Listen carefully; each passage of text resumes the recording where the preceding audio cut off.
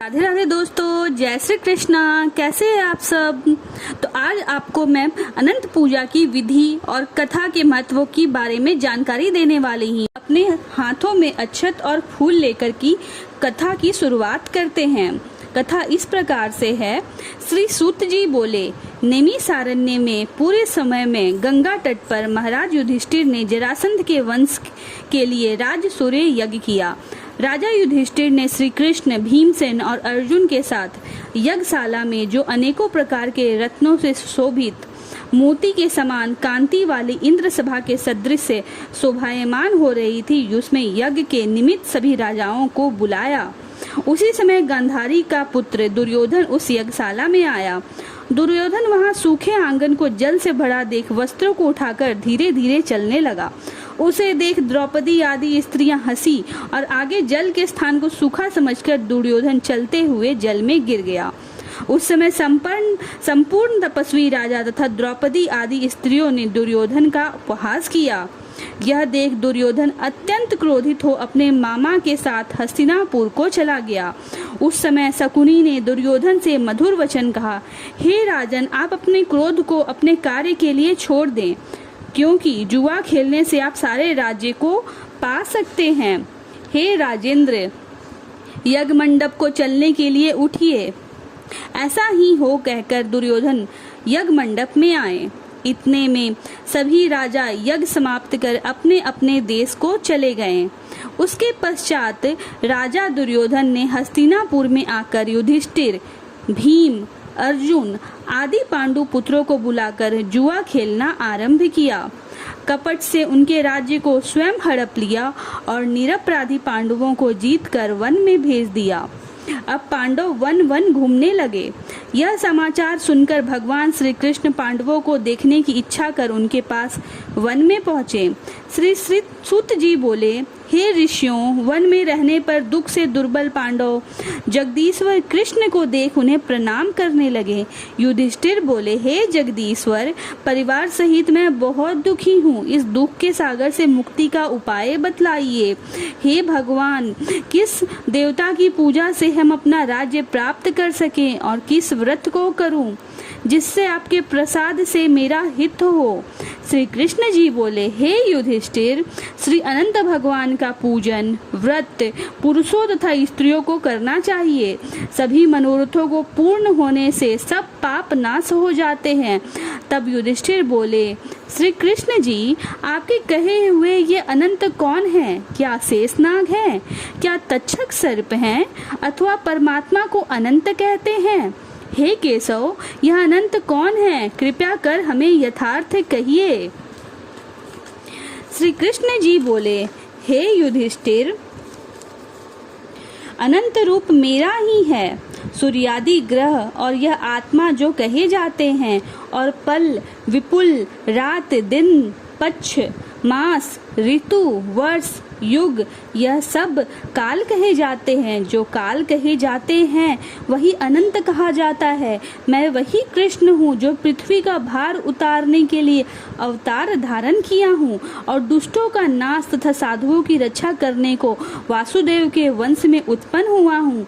आदि, मध्य, अंत, कृष्ण, विष्णु, हरि, शिव, वैकुंठ, सूर्य, चंद्र और सर्वव्यापी ईश्वर तथा सृष्टि जो नाश करने वाले विश्व रूप महाकाल इत्यादि रूपों को मैंने अर्जुन के ज्ञान के लिए दिखलाया था।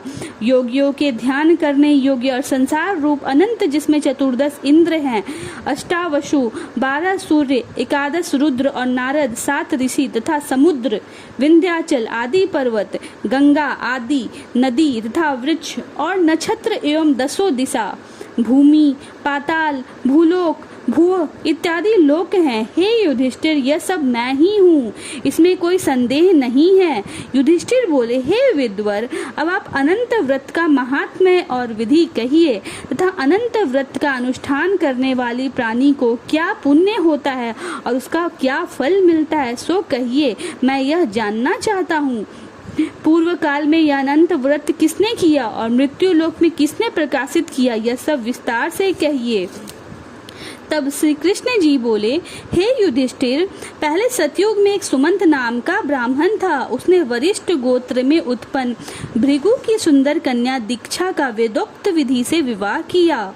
थोड़ा समय बीतने पर उसके गर्भ से अनंत लक्षणों वाली कन्या उत्पन्न हुई। वह सुशील शीला नाम वाली कन्या पिता के घर बढ़ने लगी। उसी समय शीला की माता ज्वर से पीड़ित हो पवित्र नदी के जल में गिरकर मर गई। उसके पश्चात सुमंत ने ब्राह्मण की कन्या, जिसका नाम करकना था, विधि पूर्वक विवाह किया। दुष्ट स्वभाव वाली करकना नित्य झगड़ा करने वाली थी। उसकी सौतेली शीला नाम की कन्या अपने पिता के घर में भीत पर और खंबा पर तथा देहली पर चित्रकला में, तोरण आदि में चतुर हुई। नीले, पीले, सफेद, काले इत्यादि रंगीन चित्र विचित्र से सत्ये, शंख, कमल बारंबार बनाया करती थी। इस प्रकार बहुत काल व्यतीत हुआ और इस प्रकार वह कौभार्या अवस्था वाली शीला पिता के घर में बड़ी हुई। स्त्रियों के वो युवावस्था चिन्ह से युक्त शीला को देख सुमंत ने चिंता की कि यह कन्या मैं किसको दूं, और इस विचार से दुखी हुआ। उसी समय में वेद जानने वालों में श्रेष्ठ और स्त्री की इच्छा करने वाला कांति युक्त मुनियों में श्रेष्ठ कौंडिय ऋषि वहां आए और बोले, हे सुमंत, तुम्हारी सुंदर कन्या शीला को मैं वरण करना चाहता हूँ। तब सुमंत ने शुभ दिन में श्रेष्ठ मुनि से कन्या का विवाह कर दिया। श्री कृष्ण जी बोले, हे युधिष्ठिर, गृह सूत्र की कही हुई विधि से विवाह किया। उस समय मांगलिक शब्द किए गए तथा स्त्रियों ने मंगल गान किया। ब्राह्मणों ने स्वस्ति वाचन तथा बंदी जनों ने तुम्हारी जय हो घोष किया। यह विवाह कर्म संपन्न होने पर अपनी पत्नी करकसा से कहा। सुमंत बोले, हे प्रिय, दामाद को संतोष के लिए कुछ दहेज देना उचित है। ऐसे वचन सुनकर कुरकसा ने क्रुद्ध हो अपने घर के संपूर्ण पदार्थों को एकत्र कर उन्हें पेटी में बंद कर अपने पिता के घर जाने को कहा और भोजन से बचे हुए पदार्थ मार्ग में भोजन के लिए रख दिए। सुमंत से बोली कि घर में धनादि कुछ भी नहीं है, जो हो देख लो। हे युधिष्ठिर, ऐसे वचनों को सुनकर वह महादुखी हुआ। विवाह के पश्चात कौंडिन्य अपनी शीला को रथ में बिठाकर वहां से धीरे धीरे चले। मार्ग में पुण्य रूपा यमुना नदी को देख उसके किनारे रथ खड़ा कर नित्य कर्म को चल दिए। दोपहर को भोजन के समय उसी यमुना तट पर उत्तर शीला ने लाल वस्त्र पहने हुए बहुत सी स्त्रियों को देखा, जो अनंत चतुर्दशी में भक्ति पूर्वक जनार्दन भगवान की पूजा कर रही थी। उन स्त्रियों के समीप जाकर धीरे से शीला ने पूछा, हे भार्याओं, कृपया कर मुझसे कहो कि यह आप किसका व्रत कर रही हो और इस व्रत का क्या नाम है। शीलावती सुशीला के ऐसे वचन सुनकर संपूर्ण स्त्रियां बोली, हे शीला, इसका नाम अनंत व्रत है। इस व्रत में अनंत देवी की पूजा की जाती है, अनंत देव की पूजा की जाती है। यह वचन सुन शीला बोली, मैं भी इस उत्तम व्रत को करूंगी। और स्त्रियों से पूछा, इस व्रत का क्या विधान है और इसमें क्या दान होगा तथा किस देवता की पूजा होती है। उसकी यह वचन सुन सब स्त्रियां बोली, हे शीला, अच्छे अन्न का एक सेर मालपुआ बनवाओ, जिसमें से आधा भाग ब्राह्मण को दे और आधा आप भोजन करें। कृपणता को त्याग कर शक्ति अनुसार ब्राह्मण को दक्षिणा दे। किसी नदी के किनारे अनंत का पूजन करें। कुसा का शेष नाग बनाकर बांस की टोकरी में स्थापित करे। फिर उस शेष का आवाहन प्राण प्रतिष्ठा करके स्नान करावे और वेदी पर चंदन, पुष्प, धूप, दीप और बहुत प्रकार के नैवेद्य, अनेकों प्रकार के पकवानों से उनकी पूजा करे। उस शेष के आगे कुमकुम से रंगे, उसमें 14 गांठ लगाकर उस ड्योढ़े का पूजन कर पुरुष अपनी दाएं हाथ में, स्त्री अपने बाएं हाथ में बांधते समय यह मंत्र पढ़े, हे वासुदेव, इस संसार रूपी सागर में डूबते हुए मेरा उद्धार करें। ऐसा श्री अनंत सूत्र है, उसके लिए मेरा नमस्कार है। तदंतर सूत्र को हाथ में बांधकर अनंत की इस कथा को सुने और संसार रूपी नारायण अनंत का ध्यान करे। हे शीला, इस प्रकार हमने तुम्हें इस व्रत का विधान कहा। श्री कृष्ण जी बोले, हे युधिष्ठिर, उस शिला ने स्त्रियों के ऐसे वचन सुन अति आनंद को प्राप्त हो हाथ में 14 ग्रंथि युक्त डोरा बांधकर इस व्रत को किया। मार्ग के अर्थ जो भोजन दिया गया था आधा ब्राह्मण को खिलाया, शेष आप दोनों भोजन कर आनंद से पति के साथ बैलगाड़ी में बैठ घर आ गई। उस समय से शिला को व्रत का प्रभाव मालूम हुआ। अब अनंत व्रत करने से गौ, धन और लक्ष्मी से उसका घर परिपूर्ण हो गया। अतिथि से सत्कार में शिला सदा लगी रहती थी और मणिक्य स्वर्ण मोतियों के हारों से सुसज्जित हो गई। देवताओं की स्त्रियों के समान धन पुत्रादि से युक्त हो, सावित्री के समान पतिव्रता हो, पति के साथ आनंद से रहने लगी। किसी समय उसके पति ने शिला के हाथ में अनंत का डोरा बंधा देखा और पूछा, हे शिला, इस डोरे को तूने मुझे वश में करने को बांधा है ना? सत्य कह, किसके अर्थ यह डोरा तूने धारण किया है? शिला बोली, हे स्वामी, जिसके प्रसाद से मनुष्य इस लोक में धन, धान्य आदि संपदाओं को पाते हैं, उसी अनंत के डोरे को मैं धारण किया हूँ। शिला के ऐसे वचन सुनकर उसके पति कौंडिन्य ऋषि ने लक्ष्मी के मद से अनंत के डोरे को तोड़ डाला और बोला, यह अनंत कौन है? यह मूढ़ ने डोरे को जलती हुई आग में डाल दिया। हाय हाय कर दौड़ती हुई शिला ने अनंत सूत्र को अपनी अग्नि से निकालकर दूध में डाल दिया। इन कर्मों के फल से कौंडिन्य के सब ऐश्वर्य नष्ट हो गए। चोर उसकी गौ चुरा ले गए। आग से उसका घर जल गया और जो पदार्थ जिस प्रकार से आया उसी प्रकार से गया। अपने स्वजनों से, कलश तथा बंधुओं से नित्य प्रति झगड़ा होने लगा। उसी अनंत के डोरे को तोड़ने से घर में दरिद्रता आ गई। भगवान बोले, हे युधिष्ठिर, उससे कोई मनुष्य बोलता भी ना था। शरीर से अत्यंत दुखी होकर बोला, हे शीले, मुझे अकस्मात शोक होने का क्या कारण है? मेरा सब धन नष्ट हो गया, कोई मुझसे बात नहीं करता और देह में नित्य प्रति पीड़ा होती है। हे शीले, मुझसे क्या अपराध हुआ है और क्या करने से मेरा कल्याण हो सकता है? पति के ऐसे वचन सुन शीला बोली, हे स्वामी, आपके अनंत के डोरे का आक्षेप किया, उसी के पाप का यह फल है। हे महाभाग, भविष्य में द्रव्य आदि सब होंगे, परंतु उसके लिए उपाय करो। शीला के वचन सुनकर वह अति दुखी हो तप करने का संकल्प ले वन में चला गया। भजन करके तप का विचार करने लगा कि ऐसे जगदीश्वर अनंत का दर्शन जिसकी प्रसन्नता से द्रव्य आदि पदार्थ मिलते हैं और उसके आक्षेप से नष्ट हो जाते हैं, कहाँ पर मिलेंगे?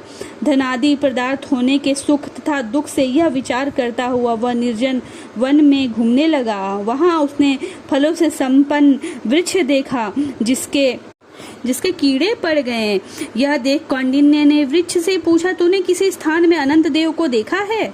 हे सज्जन, देखा तो मुझे बताओ, क्योंकि उन्हें ना देखने से मेरा चित्त में बड़ा दुख हो रहा है। यह सुन वृक्ष ने कहा, हे कौंडिन्य, मैंने अनंत को कहीं नहीं देखा। ऐसे उत्तर को सुनकर कौंडिन्य ऋषि महादुखी होकर आगे को चला। श्री कृष्ण जी बोले, हे युधिष्ठिर, अनंत के दर्शन की लालसा करते हुए ऋषि ने वन में इधर उधर घूमती हुई बछड़ों सहित गौ को देखकर उसने गाय से पूछा, हे धेनु, तूने अनंत को देखा हो तो बता। यह सुन गाय ने कहा, हे द्विज, मैंने अनंत को नहीं जानती हूँ। आगे चलकर एक बैल को देखा। ऋषि ने उससे भी पूछा, हे गौस्वामिनी, तूने अनंत को देखा है? बैल बोला, मैंने अनंत को नहीं देखा है। तब कौंडिन्य ऋषि ने आगे चलकर 2 पुष्करनियों को देखा, जिनके कल्लोल से परस्पर लहरें मिल रही थी और कमल कुमुदनी बहुत प्रकार से शोभा दे रही है तथा भ्रमर, हंस, चकवा तथा सारस, बगुला जाति के पक्षी क्रीड़ा कर रहे हैं। उस कौंडिन्य ने पुष्करनियों से ये पूछा, तुम दोनों ने अनंत को देखा है? यह सुन पुष्करनियों ने उत्तर दिया, हे द्विज, हमने अनंत को नहीं देखा। आगे चल उसने गधा तथा हाथी को देखकर उनसे पूछा, तुमने अनंत को देखा है? उनसे भी संतोषजनक उत्तर ना मिलने पर उसकी आशा नष्ट हो जाने से वह वन में बैठ गया। हे युधिष्ठिर, कौंडिन्य जीवन की आशा छोड़कर विहल हो बहुत गर्म सांस छोड़ता हुआ पृथ्वी पर गिर पड़ा। थोड़े समय में सावधान होने पर, हे अनंत, ऐसा कहते हुए कौंडिन्य ने उठकर संकल्प किया कि प्राणों को छोड़ दूंगा। हे युधिष्ठिर, वृक्ष पर मरने के लिए फांसी डाली ही थी, तभी अनंत जी प्रत्यक्ष होकर आ गए।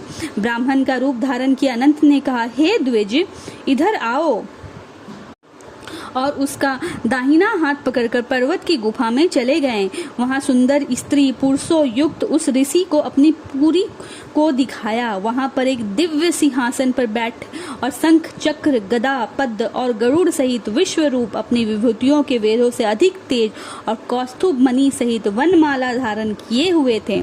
उन देवताओं के देव जो किसी से ना पराजित होने वाले हैं, उन विश्व रूप को कौंडिन्य ऋषि देखकर उनकी स्तुति करने लगे। हे पुंडरीकाक्ष, मैं पापी हूँ, पाप कर्म करने वाला पापात्मा हूँ, मैं पाप से उत्पन्न हूँ। आप मेरी रक्षा करें और मेरे पापों को हरे। हे जगदीश, आज मेरा जीवन तथा जन्म दोनों धन्य हैं। तुम्हारे चरण कमलों पर मेरा मस्तक भ्रमर के समान स्पर्श कर रहा है। कौंडिन्य ऋषि के वचन सुनकर अनंत देव मधुर वाणी से बोले, हे कौंडिन्य, तुम निर्भय होकर अपने मन की बात मुझसे कहो। तब कौंडिन्य बोले, मैंने अपनी संपत्ति घमंड में आकर अनंत का डोरा तोड़कर उसकी निंदा की, जिससे मेरी सब संपदा नष्ट हो गई। स्वजनों से नित्य झगड़ा होता है और मुझसे कोई बात भी नहीं करता। महादुखी होकर तुम्हारे दर्शनों के लिए आया हूँ। अनंत ने दयावश कृपा पूर्वक अपना दर्शन किया। मैंने जो पाप किया है, कृपया उसकी शांति का उपाय मुझे बतलाएं। श्री कृष्ण जी बोले, हे युधिष्ठिर, भक्ति से संतुष्ट होकर अनंत देव क्या ना देवे। अनंत भगवान बोले, हे कौंडिन्य, विलंब मत कर, अपने घर को जाओ और 14 वर्ष तक भक्ति पूर्वक अनंत व्रत कर। तू सब पापों से छूटकर सिद्धि को प्राप्त करेगा। तेरे पुत्र पौत्र होंगे तथा और सुखों का उपभोग करेगा। अंत समय में मेरा स्मरण होगा और पीछे निसंदेह अमर पद को प्राप्त होगा। संपूर्ण लोगों के उपचार के लिए मैं तुमको और भी वर देता हूँ।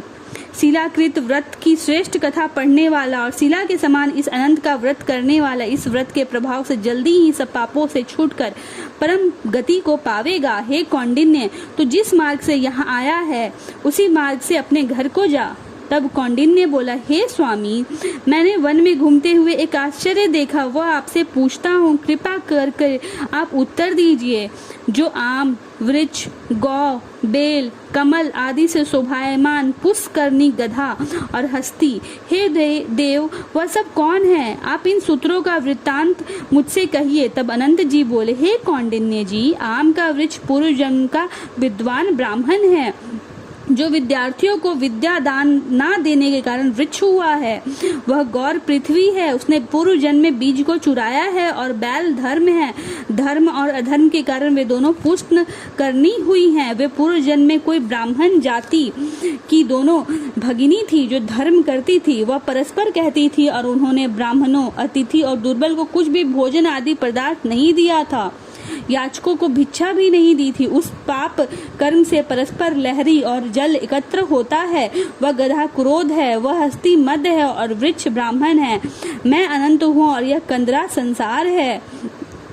इस तरह कहकर अनंत जी अंतर ध्यान हो गए। यह चरित्र कौंडिन्य स्वप्न समान देखकर अपने घर आए। श्री कृष्ण बोले, हे युधिष्ठिर, कौंडिन्य ऋषि ने 14 वर्ष अनंत व्रत किया। अनंत के कहे अनुसार सुख भोगदार अंत में अनंत को स्मरण कर अनंतपुर को गया। हे युधिष्ठिर, इसी प्रकार तुम भी कथा सुनो और 14 वर्ष अनंत व्रत करो। जैसे कौंडिन्य ने अनंत देव के कहे अनुसार फल प्राप्त किया, वैसे तू भी संपूर्ण मनोरथों को प्राप्त करेगा। आख्यान सहित व्रत करने से ही वर्ष में मनोरथ फल प्राप्त होता है। हे युधिष्ठिर, यह व्रत मैंने आपको सुनाया। इस व्रत के करने से मनुष्य सब पापों से छूट जाता है और इसमें संशय नहीं है। जो कथा सुनते हैं वे पापों से छूटकर अनंत लोक को प्राप्त करते हैं। हे कुरु कुलोद्भव, जो कोई शुद्ध चित्त वाले मनुष्य इस संसार सागर में सुख पूर्वक व्यवहार करना चाहते हैं, वे त्रिभुवन के स्वामी अनंत भगवान का पूजन करके दाहिने हाथ में सुंदर अनंत देव 14 ग्रंथि वाला डोरा बांधते हैं। इति श्री अनंत चतुर्दशी व्रत कथा समाप्तम। अब इसके बाद आरती की शुरुआत की जाती है। आप सभी को यह कथा कैसी लगी, कृपया कर ये हमारे कमेंट बॉक्स में बताइएगा और मेरे चैनल को लाइक, सब्सक्राइब और शेयर जरूर से कर दीजिएगा। धन्यवाद।